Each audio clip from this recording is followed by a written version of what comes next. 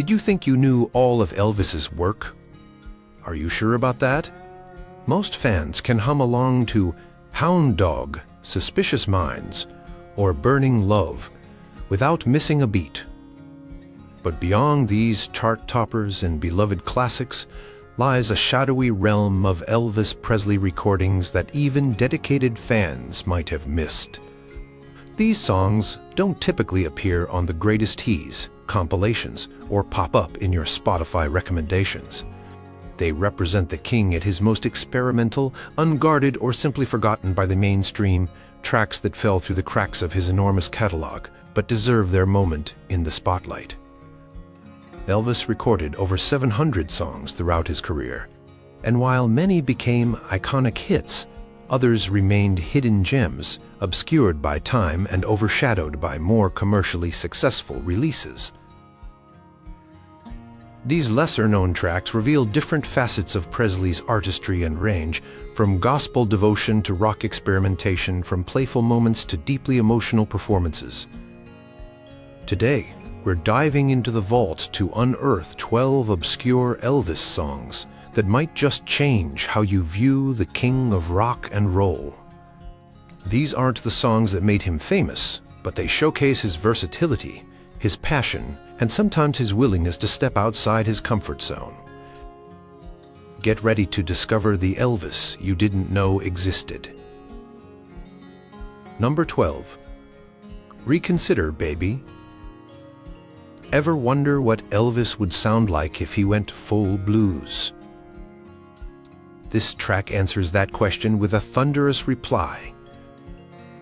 Reconsider Baby shrinks Elvis at his bluesy best, a side many casual fans never get to experience.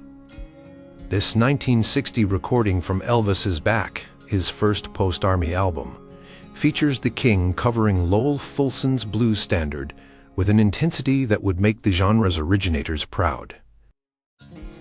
What makes this track so special is the raw, unfiltered quality of Elvis's performance.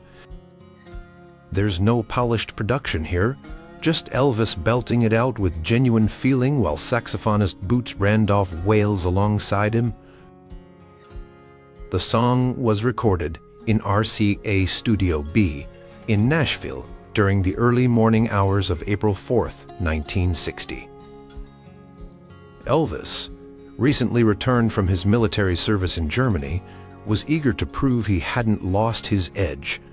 The session captured a more mature Elvis, one who had spent time absorbing new musical influences during his time overseas. Producer Steve Scholes made the brilliant decision to keep the recording stripped down, allowing Elvis's vocal prowess to take center stage. What's particularly fascinating about Reconsider Baby is how it reveals Elvis's deep appreciation for black music. While he's often remembered for converting rhythm and blues into more mainstream rock and roll, this track shows him diving headfirst into traditional blues without watering it down for pop audiences. Music critics have pointed to this recording as evidence of Elvis's true musical understanding and respect for the form. Despite its artistic merit, Reconsider Baby never became a hit single. It remained buried on side 2 of Elvis's Back, appreciated mainly by musicians and hardcore fans. The song represents a road not fully taken in Elvis's career, a glimpse of the blues artist he might have become had commercial pressures and movie contracts not pushed him in other directions. Elvis reportedly considered this one of his own favorite recordings, and it's not hard to see why. The track captures him at a creative peak before the formulaic movie soundtracks began to dominate his output. When you hear the uninhibited way he tears into the lyrics about a failing relationship, you're hearing Elvis the artist, not Elvis the carefully packaged superstar. Number 11. Tomorrow is a Long Time. Have you ever imagined Elvis covering Bob Dylan? It actually happened, and the result is hauntingly beautiful. In 1966, While much of Elvis's energy was being poured into increasingly formulaic movies, he recorded something truly special during the sessions for his spin-out soundtrack. Tomorrow Is a Long Time, a Bob Dylan composition, became what Dylan himself would later call the one Elvis recording I treasure the most. The song appeared as a bonus track on the spin-out album, buried among light white movie tunes like Adam and Evil and Beach Shack. Its placement almost guaranteed it would be overlooked, sandwiched between songs that had little artistic ambition. Yet this quiet folk ballad represents one of Elvis's most sensitive vocal performances, recorded at RCA Studio B in Nashville on May 26, 1966. The track features sparse, delicate instrumentation. Elvis's voice, warm, intimate, and emotionally naked, commands attention without any of his famous vocal histrionics. This was Elvis singing for the pure love of a song that moved him not for commercial expectations or movie requirements. What makes this recording particularly fascinating is its timing. It came during a period when Elvis's creative control was at a low point, his schedule dominated by 3 formulaic movies per year and their accompanying soundtracks. Yet somehow, in the middle of this artistic drought, he managed to select and record this thoughtful Dylan composition with stunning authenticity. Music historians often point to this track as evidence that Elvis remained an artist of substance even during his career's most commercial phase. The fact that he chose a relatively obscure Dylan track, not one of Bob's hits, suggests Elvis was actually following contemporary folk music more closely than many people realized. The recording gained some additional exposure when it was included on the 1967 compilation, Elvis's Gold Records Volume 4, but it never received single release or significant promotion. For years, it remained a treasure known mainly to Elvis aficionados and pylon collectors.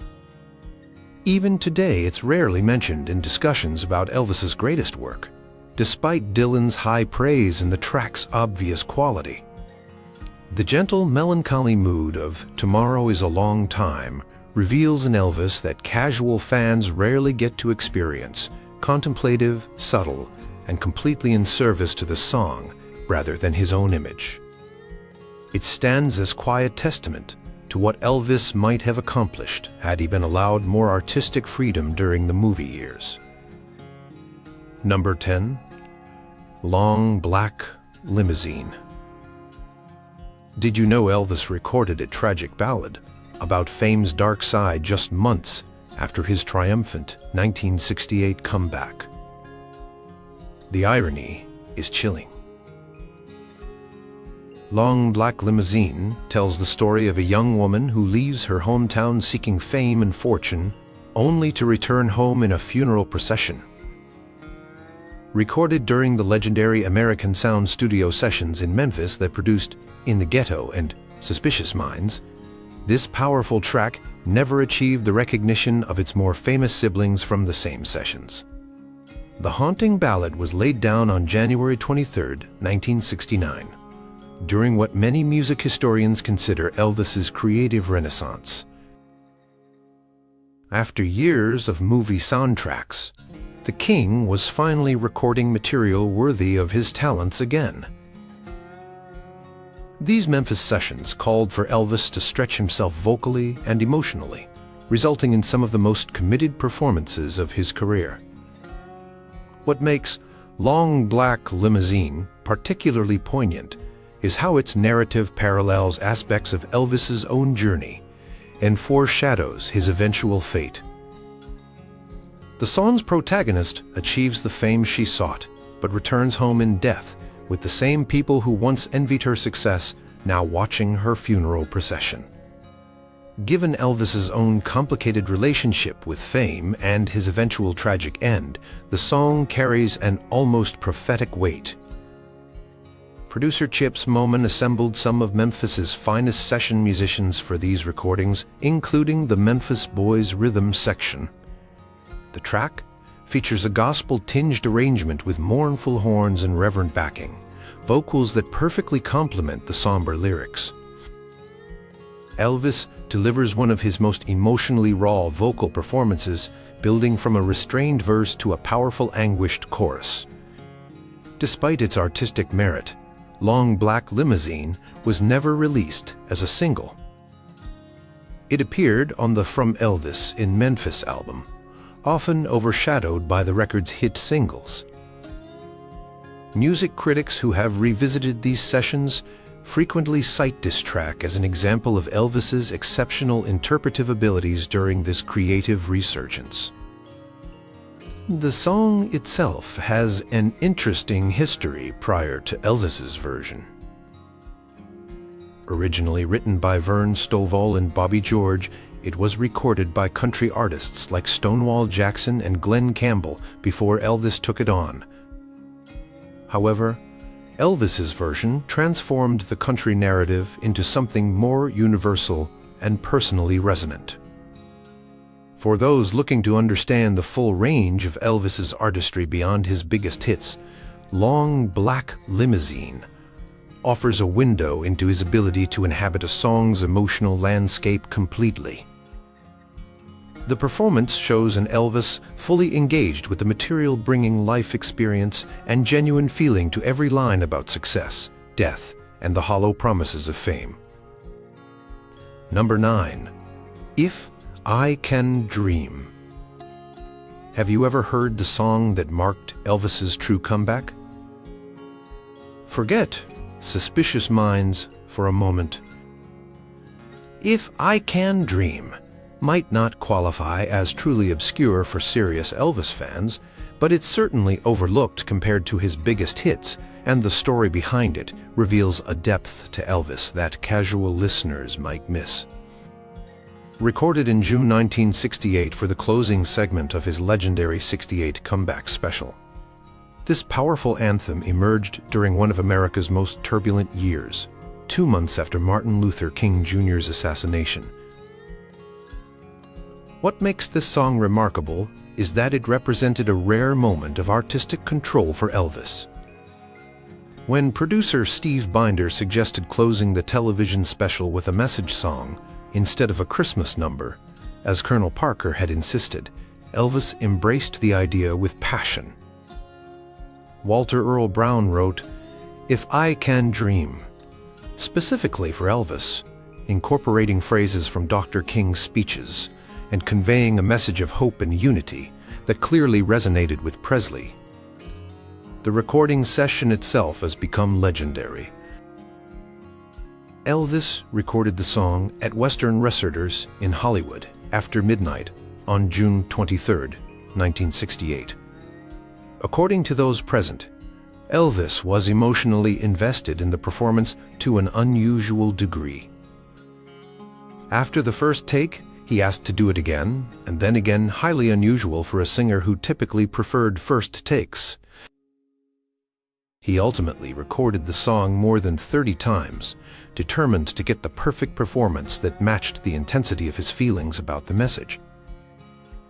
The resulting track stands apart from much of Elvis's catalog. The arrangement builds dramatically from a gentle opening to a soaring finale, with Elvis pushing his voice to its limits. The backing choir adds a gospel dimension that connects the social message to spiritual redemption. Most notably, Elvis sounds genuinely committed to every word. There's no hint of the detachment that sometimes characterized his movie soundtrack recordings from this era. While If I Can Dream reached pound 12 on the Billboard charts, respectable but not spectacular by Elvis standards, it represented something more significant than commercial success. It was Elvis reclaiming his voice as an artist after years of creative compromise. The song demonstrated that, contrary to his carefully managed image, Elvis had awareness of and feelings about the social issues dividing America. Though overshadowed by later hits like Suspicious Minds, and In the Ghetto, If I Can Dream, marks a crucial turning point in Elvis's career and offers insight into the man behind the carefully constructed image. Those who know Elvis only from his biggest hits might be surprised by the conviction and authentic emotion he brings to this powerful social statement. Number 8. Stranger, In My Own Hometown. Ever wondered what Elvis would sound like if he fully embraced funky soul music? This obscure gem provides the answer. Stranger in My Own Hometown stands as one of Elvis's most soulful performances, recorded during the acclaimed American Sound Studio sessions in Memphis in February 1969. A gritty Percy Mayfield cover, this track finds Elvis diving deep into blues and soul territory with an intensity that might surprise listeners who know him only from his pop hits. What makes this recording special is how uninhibited Elvis sounds. Free from the constraints of commercial expectations or movie soundtrack requirements, he delivers a passionate, almost defiant performance. The track features Elvis ad-libbing, using grittier vocal tones, and even dropping in some mild profanity, rare for his recordings.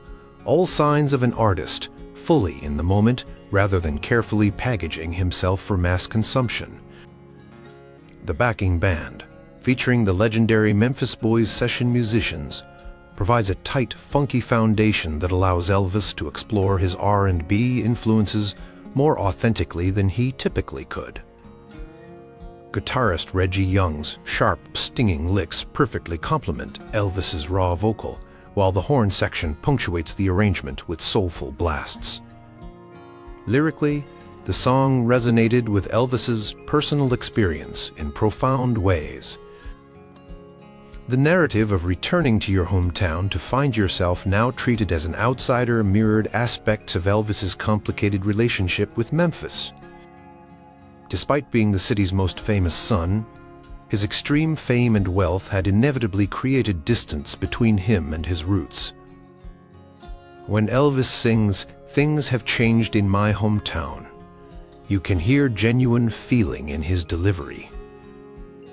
Despite its artistic merit, Stranger in My Own Hometown was not released as a single and appeared only as an album track on the Back in Memphis collection, the second half of the double album, From Memphis to Vegas, From Vegas to Memphis. This relative obscurity in his catalog meant the song never received the attention or airplay of his hits from the same sessions. Music journalists and Elvis scholars have since highlighted this recording as evidence of what Elvis might have accomplished had he more consistently pursued music that personally moved him rather than focusing on commercial considerations. The raw emotion and musical authenticity displayed here reveal an artist still capable of exciting, relevant work when inspired by the right material. For listeners looking to understand the full range of Elvis's abilities, Stranger in My Own Hometown offers a glimpse of the soul singer he might have become had his career taken a different path. The performance captures Elvis at his most authentic and emotionally connected qualities that weren't always evident in his more commercially successful releases. Number 7. Whole Lotta Shakin, Goin' On. Did you know Elvis once recorded an impromptu version of his rival, Jerry Lee Lewis's signature song that out-rocked the original? The circumstances were extraordinary. This obscure gem wasn't recorded in a professional studio or released during Elvis's lifetime. Instead, this raucous performance was captured on a home recorder during an informal jam session at Elvis's Graceland home in 1974. The recording, known among collectors as part of the Homecoming tapes, shows a relaxed, uninhibited Elvis playing piano and belting out rock and roll classics with friends after returning from a tour. What makes this performance remarkable is the raw energy Elvis brings to the song, despite being well past the early rock and roll years that made him famous. By 1974, Elvis was primarily known for his jumpsuit-clad Vegas shows and ballad-heavy approach, but his private recording reveals he could still summon the rebellious spirit of 50s rock and roll when the mood struck him. The recording quality is far from professional. It's fuzzy, with unbalanced sound levels and background chatter audible throughout. Yet these technical limitations actually enhance its appeal, providing an unfiltered glimpse into Elvis's musical personality when the cameras weren't rolling and no producers were directing the session. You can hear Elvis laughing, making jokes, and genuinely enjoying himself, a stark contrast to the increasingly professional but sometimes mechanical performances from his later concert years. What's particularly fascinating about this version is Elvis's piano playing.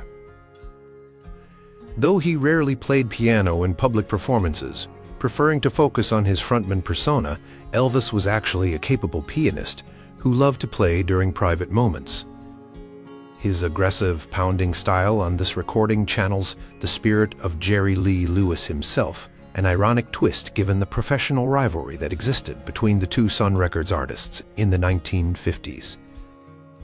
This recording remained in private collections for years, traded among dedicated fans on bootleg tapes, before finally seeing official release on compilations like Elvis, A Legendary Performer, Volume 4, and later digital collections of rarities.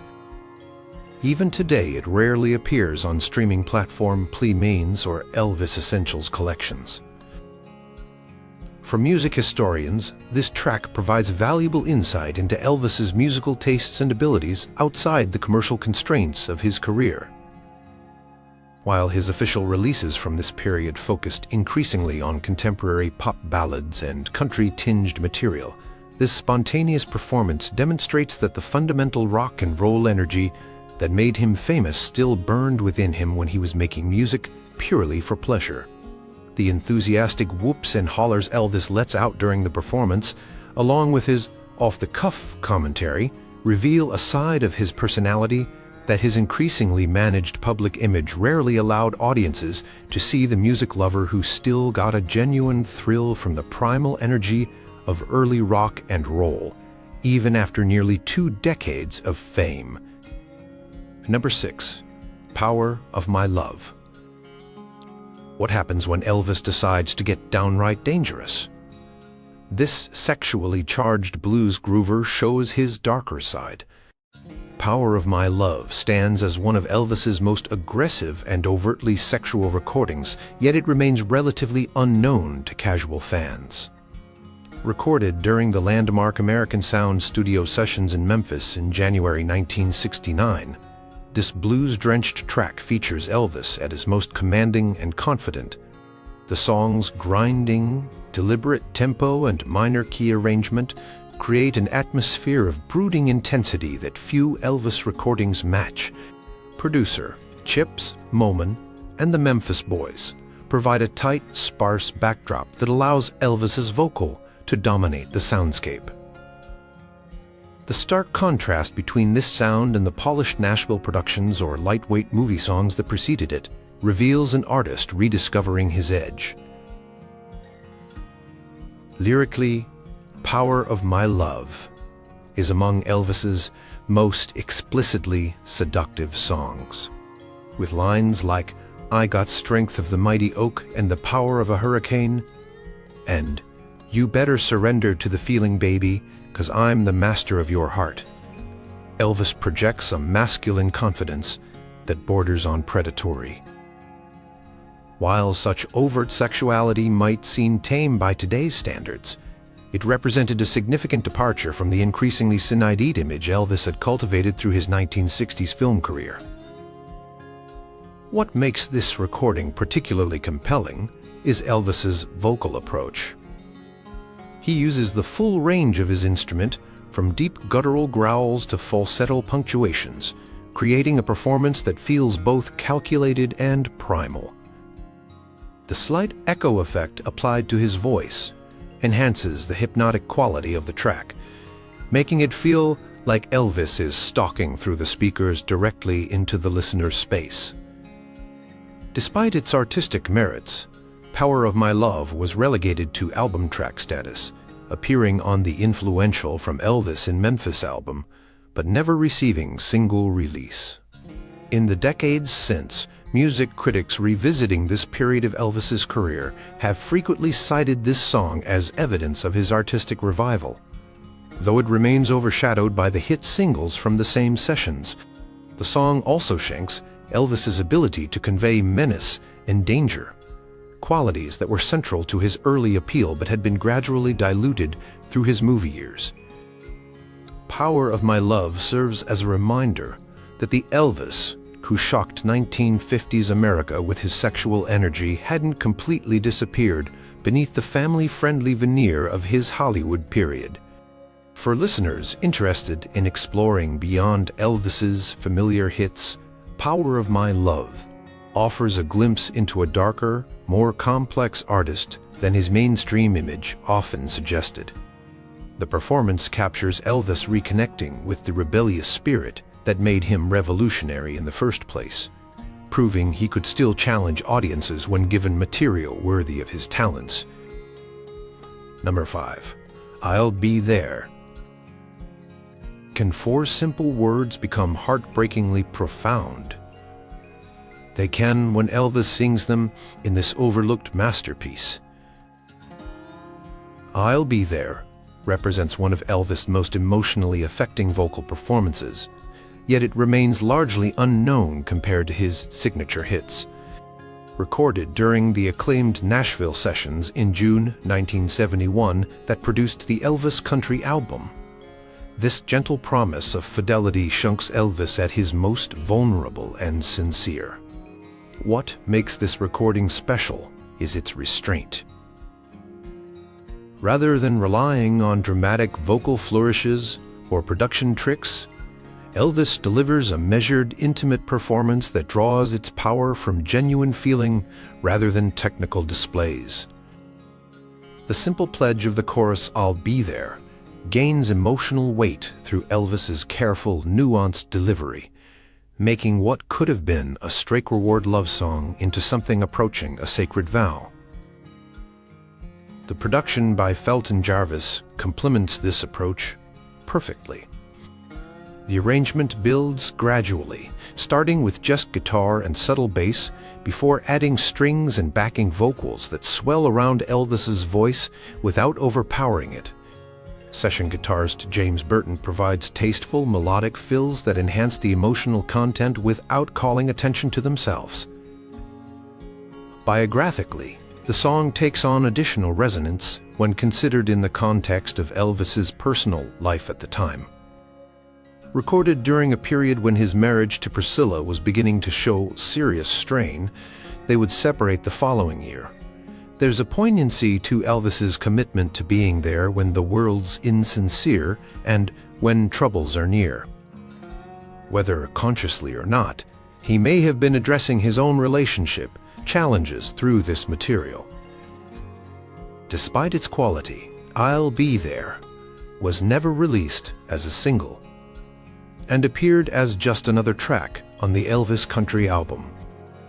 In subsequent decades, as compilations focused primarily on his chart hits, this subtle masterpiece was frequently overlooked in representations of Elvis's catalog. It occasionally appeared on love song collections, but never received the recognition afforded to more famous ballads like Can't Help Falling in Love or Always on My Mind.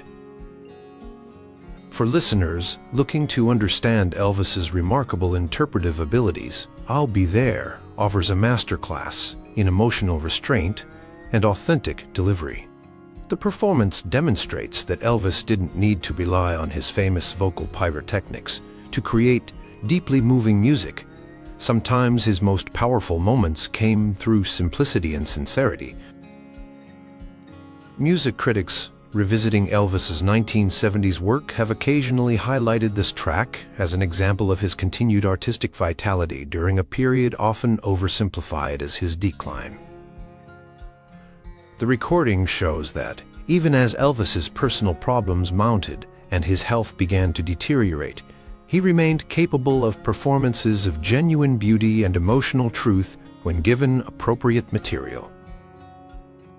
Number 4. It Hurts Me. Have you ever witnessed someone you love being mistreated, but couldn't intervene? Elvis captured that specific pain in this forgotten gem. It Hurts Me stands as one of Elvis's finest vocal performances from the 1960s, yet it never achieved the recognition it deserved. Recorded in 1964 during a period when Elvis was primarily focused on movie soundtracks, this passionate ballad offered a rare glimpse of Elvis's interpretive powers during his Hollywood years. Written by Joy Byers and Charlie Daniels, yes, that Charlie Daniels before his Devil Went Down to Georgia fame, the song tells the story of a man watching the woman he loves being mistreated by another man. What elevates the material beyond typical pop heartbreak is its unusual perspective. The narrator isn't suffering from rejection, but rather from being a helpless witness to someone else's pain. Elvis brings extraordinary emotional depth to the performance, building from tender restraint in the verses to full-throated anguish in the chorus. Music historians often point to this recording as evidence that Elvis remained a formidable vocalist, even during his most commercially formulaic period. The dynamic range he displays, both in volume and emotional intensity, demonstrates his often overlooked technical abilities. The recording session took place at RCA Studio B in Nashville on January 12, 1964. Producer Felton Jarvis and the Nashville team session musicians provided a dramatic building arrangement that perfectly complements the emotional journey of the lyrics. Particularly effective is the way the music drops to near silence before each chorus, allowing Elvis's explosive delivery of "It Hurts Me" to achieve maximum impact. Originally released as the B-side to Kissin' Cousins in February 1964, the song reached pound 29 on the Billboard charts on its own merits, impressive for a B-side but far below what Elvis's best material deserved. Colonel Parker's marketing machine was focused on promoting the movie tie-in aside, leaving this superior recording to be discovered primarily by fans dedicated enough to flip the single over. Elvis himself apparently recognized the song's quality, as he chose to feature it in his legendary 1968 comeback special 4 years later. That passionate live performance introduced the song to a wider audience and has since become a favorite among serious Elvis aficionados, though it still rarely appears on casual fans' pleats. What makes It Hurts Me particularly significant in Elvis's catalog is how it foreshadows the more mature, emotionally complex material he would embrace in his 1969 to 1971 comeback period. The song demonstrates that even during his most commercially compromised era, Elvis could still connect deeply with the right material when given the opportunity. For those seeking to understand Elvis as an interpretive vocalist, rather than just a cultural icon, It Hurts Me provides compelling evidence of his ability to inhabit a song's emotional landscape completely. The performance reveals an artist capable of conveying complex feelings with authenticity and power, qualities that would become increasingly important as his career progressed beyond the movie years. Number 3. A House That Has Everything. Could a song about material wealth actually be a profound statement about emotional emptiness? Elvis made it so with this overlooked recording. A House That Has Everything represents one of Elvis's most thematically mature recordings, yet remains virtually unknown to casual fans. Recorded in 1971 during the sessions that produced the Elvis Country album, this contemplative ballad offers a meditation on the hollow nature of material success when love is absent. What makes this song particularly resonant is how closely it paralleled Elvis's own circumstances at the time. By 1971, Elvis had achieved unimaginable wealth and fame, with Graceland filled with every luxury imaginable. Yet his marriage to Priscilla was crumbling. When he sings about a house with every comfort and convenience that money can buy, but lacking the only thing that matters, the autobiographical undertones are impossible to miss. The recording itself shanks Elvis's increasingly sophisticated approach to ballad singing during this period. His vocal is measured and thoughtful, with none of the melodramatic flourishes that sometimes characterized his earlier love songs. There's a lived-in quality to his performance that suggests genuine understanding of the lyrics' meaning. He delivers the words like a man who has indeed discovered that material wealth provides no shelter from emotional emptiness. Producer Felton Jarvis created an appropriately understated arrangement with gentle piano and subtle strings supporting Elvis's voice without overwhelming it. The production allows the message of the song to take center stage, with Elvis's nuanced delivery carrying the emotional weight. Particularly effective is the slight catch in his voice during key phrases, suggesting vulnerability beneath the composed surface. Despite its artistic merits, A House That Has Everything was never released as a single and appeared only as an album track on Elvis Country. In subsequent decades, as Elvis compilations focus primarily on his most recognizable hits, this thoughtful recording was frequently overlooked, known mainly to dedicated collectors and completists. For scholars of Elvis's career, this track serves as evidence of his growing maturity as an interpretive artist during the early 1970s. While his Vegas shows increasingly emphasized spectacle, and his singles often targeted mainstream commercial appeal, album tracks like this reveal a more reflective Elvis, one capable of conveying subtle, emotional truths when given appropriate material. What's particularly poignant about this recording is how it foreshadows the increasing isolation that would characterize Elvis's final years. As his personal problems mounted and his health deteriorated, the gap between his material success and emotional fulfillment would continue to widen, making the message of this overlooked song increasingly prophetic. For listeners interested in understanding the man behind the myth, A House That Has Everything offers valuable insight into Elvis's self-awareness and emotional depth during a pivotal period in his life. The performance suggests that despite his carefully managed public image, Elvis understood all too well the limitations of fame and fortune in providing genuine happiness. Number 2. Suspicious Minds, 1970, Live. Think you know. Suspicious Minds from Radio Play. Have you heard the raw 17-minute concert version where Elvis transforms it into something else entirely? While Suspicious Minds itself is one of Elvis's most recognizable hits, this particular live performance from February 1970 remains obscure to all but the most dedicated fans. Recorded during his early Las Vegas engagement at the International Hotel, this extended version transforms the familiar studio recording into a tour de force of emotional intensity and showmanship. What makes this performance especially noteworthy is its extraordinary length and the way Elvis deconstructs and rebuilds the song over nearly 17 minutes. Beginning with the familiar arrangement, Elvis gradually takes the band through multiple mood shifts, tempo changes, and improvisational sections that showcase both his vocal prowess and his underappreciated skills as a band leader. Throughout the performance, Elvis engages in extensive interaction with both the audience and his musicians, revealing a playful, spontaneous side rarely captured on his studio recordings. He inserts humorous asides, encourages individual band members during their solos, and even incorporates lyrics from other songs into the extended improvisation.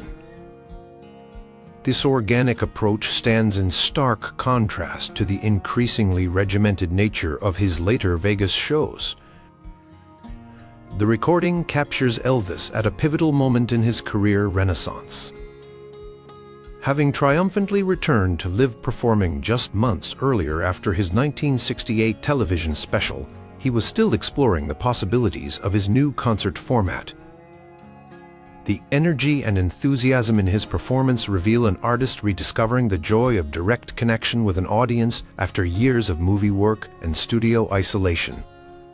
Particularly fascinating is how Elvis uses this extended performance to showcase different aspects of his vocal ability.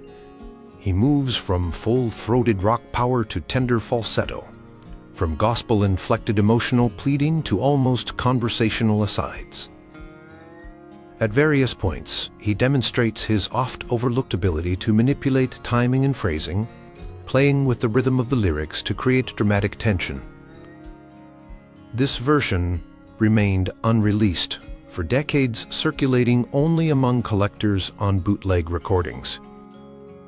It finally received official release on expanded retrospective collections, but continues to be overshadowed by the familiar studio version in most public representations of Elvis's work.